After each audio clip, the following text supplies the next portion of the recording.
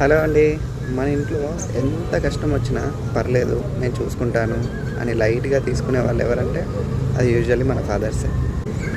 Family కోసం రోజంతా కష్టపడుతూ తన స్ట్రెస్, తన పెయిన్, తన హెల్త్ ప్రాబ్లమ్స్‌ని చాలాసార్లు ఇగ్నోర్ చేస్తారు.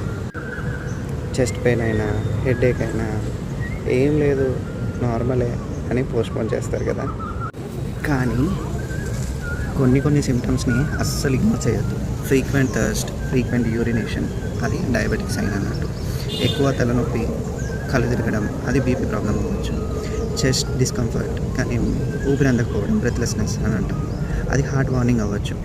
ఎక్కువగా అలసట ఉండడం, వీక్నెస్ ఉండడం ఇటువంటివి బాడీ సిగ్నల్ ఇస్తుంది. ఫాదర్స్ మన కోసం అన్నీ చేస్తారు.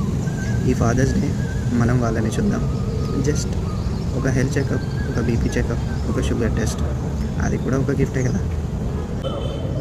Happy Father's Day to all amazing dads. Thank you.